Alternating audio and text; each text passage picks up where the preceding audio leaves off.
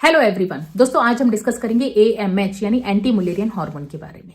वो हार्मोन जो रिस्पॉन्सिबल होता है फर्टिलिटी के लिए, पूरी तरह से नहीं but of course contributing factor तो जरूर होता है।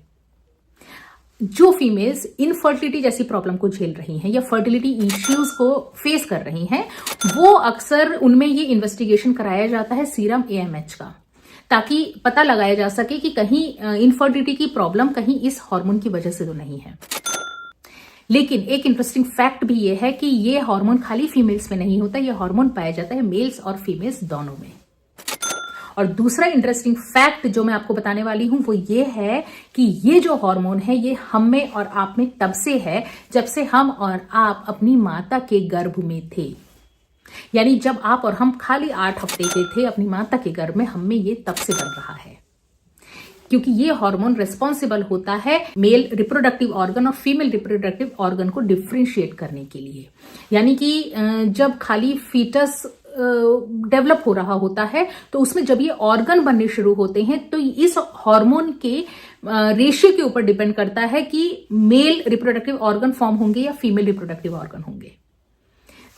अब जाहिर सी बात है कि इन सब बातों से आपको ये तो अंदाजा लग गया होगा कि ये हार्मोन हल्के में ली जाने वाली चीज तो बिल्कुल नहीं है। अब सवाल ये उठता है कि आखिर AMH या एंटी मुलेरियन हार्मोन बनता कहां है।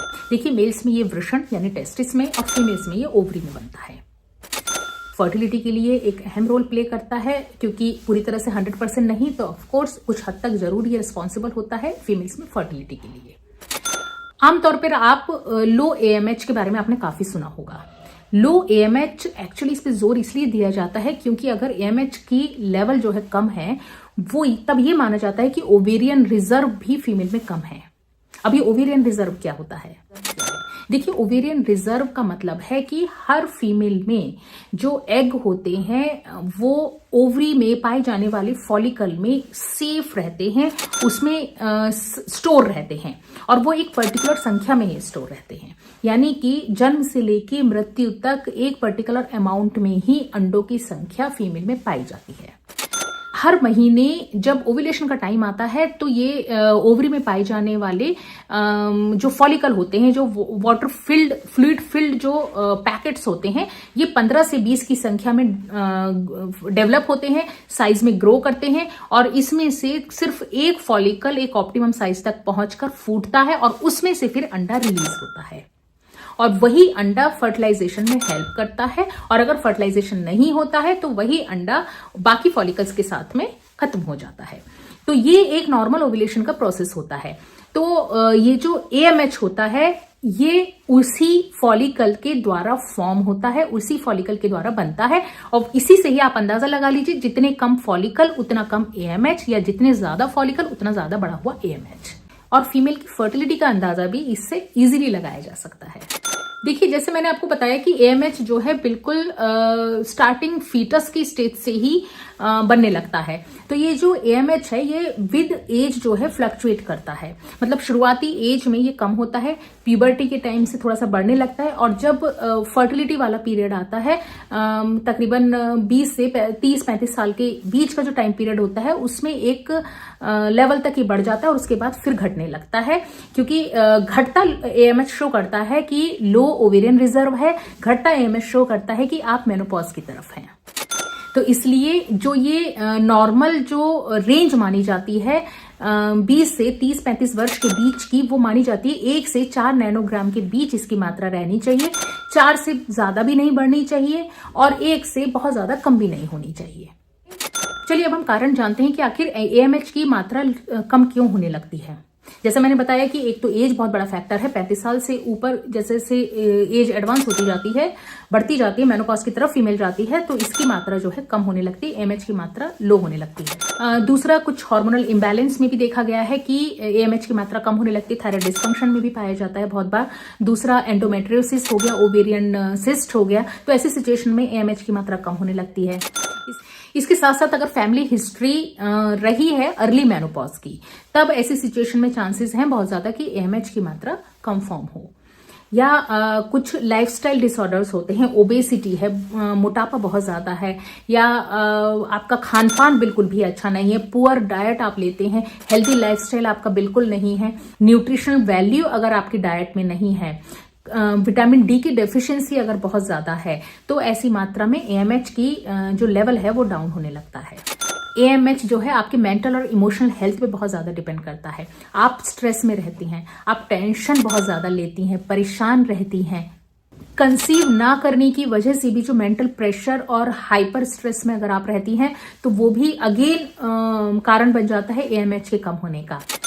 कोशिश कीजिए अपना स्ट्रेस कम करने की, क्योंकि पीसफुल माइंड आपके एएमएच के लेवल को बढ़ा सकता है। अच्छा, खाली लक्षणों के बेसिस पे ये कैसे जानेंगे कि एएमएच या एंटी मलेरियन हार्मोन जो है शरीर में कम मात्रा में बन रहा है? देखिए, अगर एनर्जी लेवल बहुत ज्यादा लो है, थकान बहुत ज्यादा महसूस करती हैं, सेक्स ड्राइव बहुत ज्यादा कम है, यानी सेक्सुअल डिजायर बहुत ज्यादा कम है, कंसीव करने में मुश्किलें आ रही हैं, कंसीव इजीली नहीं कर पा रहे हैं, और अगर कंसीव कर लेते हैं तो मिसकैरेजेस अगर हो रही हैं, तो ये कुछ लक्षण हैं जिसके बेसिस पे आप अंदाजा लगा सकते हैं कि अब हमें एएमएच का टेस्ट भी करा के देख लेना चाहिए।